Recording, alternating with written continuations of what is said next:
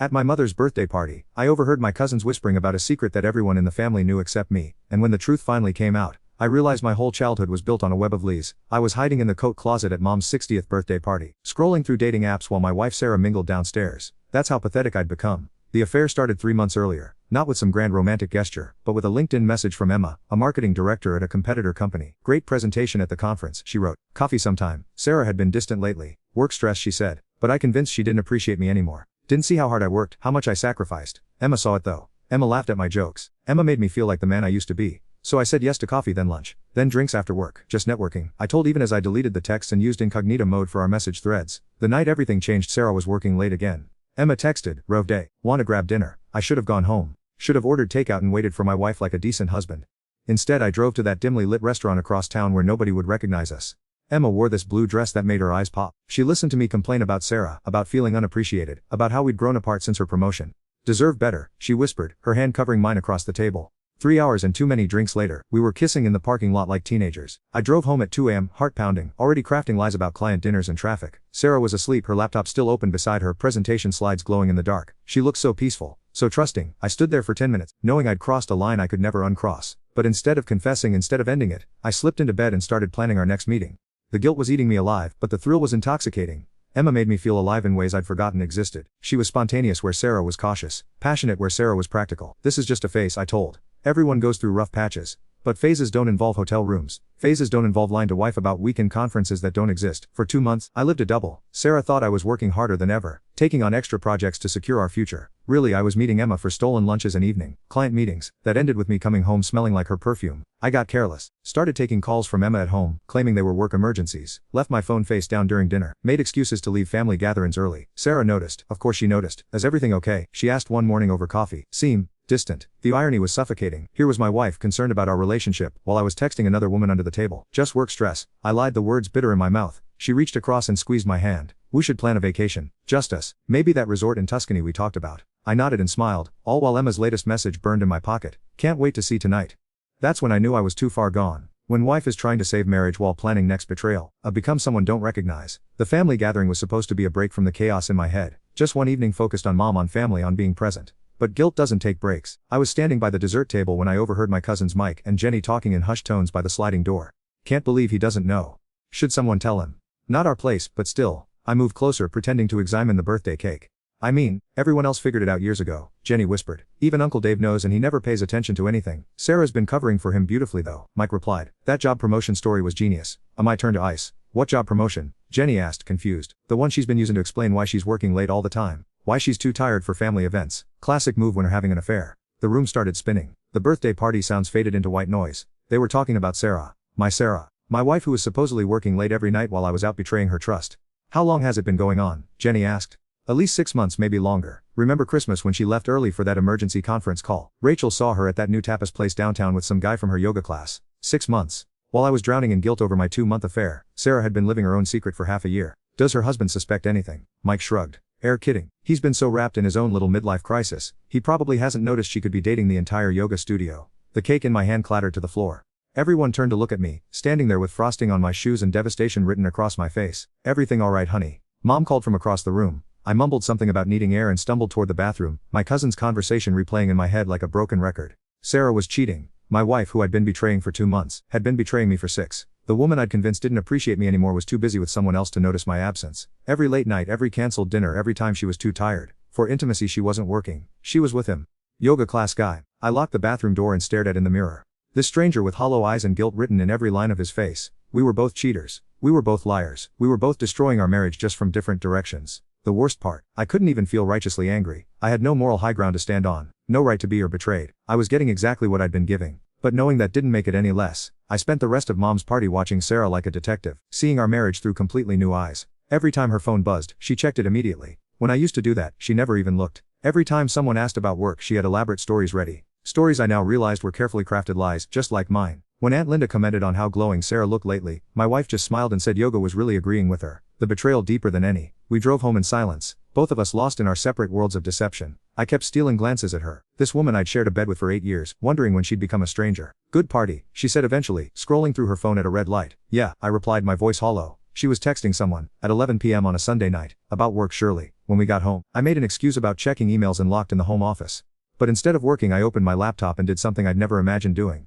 I started investigating my own wife. Her social media accounts told a story I'd been too blind to see. Photos from work conferences that didn't match her company's event calendar. Check-ins at restaurants during hours she claimed to be in meetings. Tagged photos from friends showing her at places she'd never mentioned. The evidence was everywhere. I just hadn't been paying attention, because I'd been too busy creating my own lies to notice hers. I found his name in the comments section of her yoga studio's Instagram page. David Chen, instructor for the advanced classes she'd suddenly started taking 6 months ago. His profile was a gallery of spiritual quotes and shirtless meditation poses. Everything I wasn't. The timeline clicked into place with sickening clarity. January, Sarah starts yoga. Says she needs stress relief from work. February, she begins working later, more frequently. Always has elaborate XC drops, for almost nothing.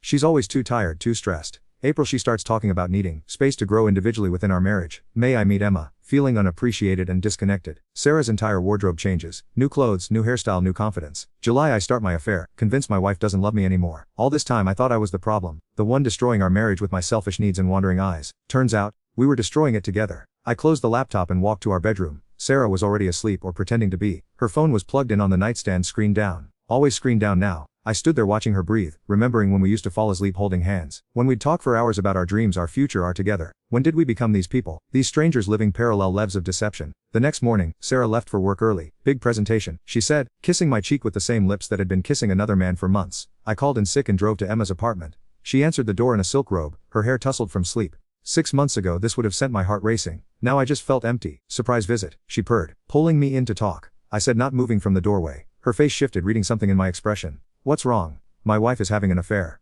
The words hung in the air between us like a confession. Emma's mouth opened, then closed. She pulled her robe tighter. I found out last night. She's been seeing someone for 6 months. 6 months. Emma's voice cracked. But we've been for 2 months. Yeah, the math was. Sarah had started her affair 4 months before I started mine. All this time, I'd been the wronged husband taking comfort in another woman's arms.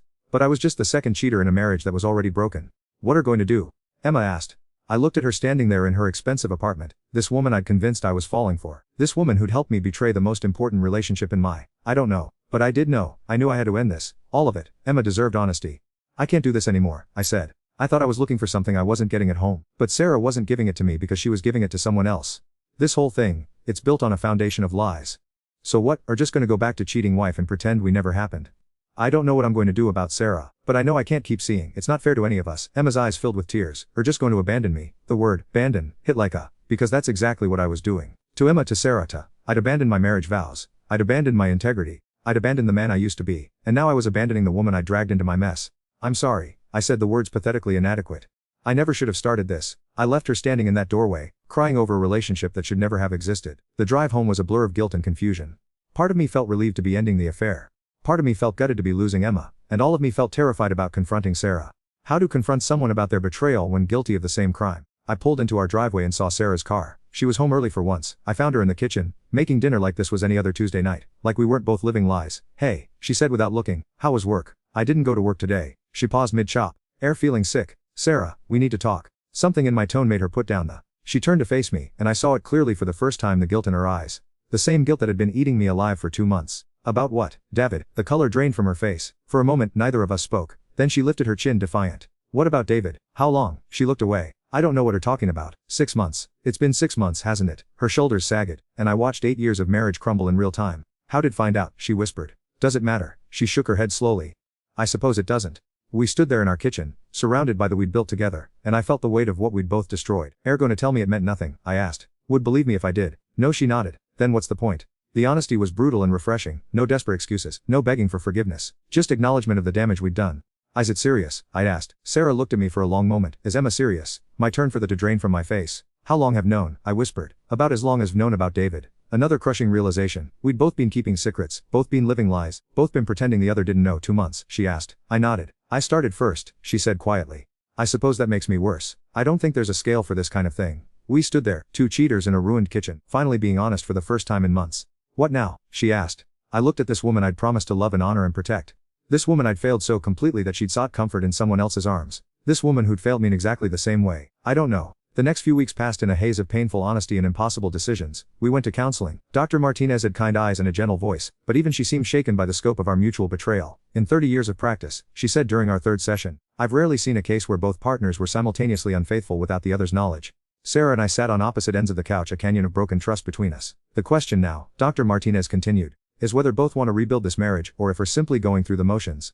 It was a fair question, one we couldn't answer. I'd ended things with Emma, but the damage was done. Sarah had ended things with David, but her guilt was written in every line of her face. We were like two soldiers who'd each other in a war neither of us remembered starting. Do still love me? Sarah asked one night as we lay in bed, carefully not touching. I don't know, I answered honestly. Do still love me? I don't know either. It was the most honest conversation we'd had in years. The hardest part was telling our families. My parents, who'd always held our marriage as an example of doing it right. Sarah's sister, who'd asked us to be godparents to her daughter because we were so stable. My mother cried when we told her. Not the pretty tears of a movie, but body-shaking sobs. How could both do this? She kept asking. How could both throw away everything built? I didn't have an answer. Neither did Sarah. Sarah's parents were worse. Her father, a man who'd never raised his voice in my presence, called me a disgrace to the family name. Then he turned to his daughter and said the same thing. We raised better than this, her mother whispered. Both of. The shame was suffocating. But the worst was telling our friends. Couples we'd vacationed with, people who'd been in our wedding party, friends who'd looked to our relationship. Mark and Jessica, our closest couple friends, just stared when we told them over dinner at their house. Both of Jessica finally asked. Both of us, Sarah confirmed. At the same time. She started first. I said as if that mattered. He didn't know. Sarah added as if that helped. Mark shook his head slowly. I don't understand. Seemed so happy. We thought we were, I replied. Or maybe we were just good at pretending. The silence that followed was deafening. We stopped getting invitations after that. Couples events, dinner parties, game nights, we'd become a cautionary tale instead of guests. Nobody wanted to be around the marriage that had imploded so spectacularly. At work I into projects with manic intensity, trying to outrun the whispers that followed me down hallways. Word had gotten out somehow. It always does. Emma had taken a position at another company. I heard through the grapevine that she'd told people I'd hoosed her. And then, abandoned her when it got complicated. Well, she wasn't wrong. I'd destroyed 3 lives with my selfishness, and somehow I was still trying to be the victim. Sarah and I tried dating each other again. Awkward dinners where we made small talk like strangers. Movie nights where we sat on opposite ends of the couch, pretending to watch romantic comedies that mocked our reality.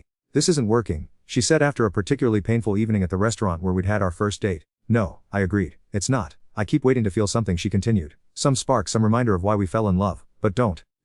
I looked at this woman I'd shared 8 years with. This woman who knew how I liked my coffee and which side of the bed I preferred. This woman who'd seen me at my best and worst, who'd held my hand through my father's funeral, who danced with me at our wedding while promising to love me forever. I felt nothing but sadness. No, I whispered. I don't. The divorce papers were filed on a Tuesday. We sat in separate lawyers' offices and signed away 8 years like it was just paperwork. The house sold quickly. Apparently it was a seller's market, and our real estate agent said couples were drawn to the love nest we created. If only they knew. I moved into a 1-bedroom apartment across town. Sarah took a job transfer to Denver. We divided our belongings with the effigy of business partners dissolving a company. The hardest part was the wedding photos. Albums full of smiling faces, promises, hope for the future. We'd looked so confident, so sure of our forever. What should we do with these? Sarah asked, holding our wedding album. Keep yours, I said. I don't want mine. She nodded and packed them away. Another casualty of our mutual destruction. The last time I saw Sarah was at the final court hearing. She wore a blue dress, not unlike the one Emma had worn that first night. We sat at separate tables with our lawyers, avoiding eye contact while a judge dissolved our marriage in less than 10 minutes. Irreconcilable differences, he declared, as if that covered the scope of our betrayal. Walking out of that courthouse, I realized something that should have been obvious months earlier. We hadn't grown apart. We hadn't fallen out of love gradually. We'd both made conscious choices to betray our vows, and then we'd made conscious choices to keep betraying them. We were both victims and perpetrators in the same crime. My phone buzzed as I reached my car. A text from an unknown number. Heard about the divorce, I'm sorry. Emma. I stared at the message for a long time, then deleted it without responding. Some bridges should stay burned. 6 months later I ran into Mike, my cousin from Mom's party. The one whose conversation had started this whole unraveling. How are holding? He asked. I'm surviving, I replied honestly. Any regrets? I thought about it. Just one. Which one? I regret not being the man I promised to be when I said I do. Mike nodded. Sarah regrets the same thing from what I hear. How is she? Moving on. Dating someone new in Denver. A teacher, I think. I felt it of something, not jealousy exactly, but a recognition of loss. Sarah was building anew while I was still excavating the rubble of our old one. Good for her. I said and meant it. What about? Anyone special? I thought about Emma, about the lonely nights in my apartment, about the dating apps I'd downloaded and deleted without using. No, I said. I'm not ready to trust with someone else's heart yet. It was the most honest thing I'd said in months. Later that night, I sat in my apartment looking at old photos on my phone. Pictures of Sarah and me from better times. Vacations, anniversaries, quiet moments when we'd been genuinely happy. I wondered if those moments had been real or if we'd been performing happiness even then. I wondered if Sarah looked at the same photos and felt the same hollow ache. I wondered if she lay awake at night like I did, replaying every moment where we could have chosen differently. The affair with Emma had lasted 2 months. The divorce proceedings had taken 6, but the real damage, the loss of trust, the destruction of our foundation, of the people we used to be, that was permanent. I thought I was looking for something I wasn't getting at home. Turns out, I was just looking for an excuse to become someone I'd never wanted to be. Sarah had done the same thing, just with a 4-month head start. We'd both convinced ourselves we deserved better, that we weren't getting what we needed, that our marriage was broken beyond repair. Maybe it was, but we'd been the ones breaking it. Now I live alone in an apartment that echoes with my footsteps, Eating dinners for one while watching shows I don't really care about. I work late not because I have to, but because going home means confronting the silence. My mother still cries sometimes when she talks about the divorce, not because she's disappointed in Sarah and me, though she is, but because she grieves the grandchildren she'll never have, the family gatherings that will forever be awkward, the love story she'd believed in that turned out to be fiction. Friends from our married have moved on. They send polite messages on my birthday but never extend invitations anymore. I'm the reminder that marriages can implode, that good people can make devastating choices, that till do us part sometimes dies long before anyone draws their last breath. I see a therapist now. Kim says healing takes time, that forgiveness, especially self-forgiveness, is a process, but some things can't be healed. Some bridges can't be rebuilt. I betrayed my marriage and my marriage betrayed me back. The worst part isn't the loneliness or the shame, or the financial strain of starting over at 35. The worst part is knowing that everything we destroyed was real once, and we hid away for the cheap thrill of being wanted by someone new. We traded 8 years of love for 8 months of lies. And now we both have to live with the arithmetic of that exchange forever. When people ask me about marriage now, I tell them the truth. It's not about finding someone can't live without. It's about becoming someone worthy of the love been given, every single day, especially when the person in the mirror disappoints. I failed that test, and so did Sarah, and now we're both serving sentences in the prison we built together, one betrayal at a time.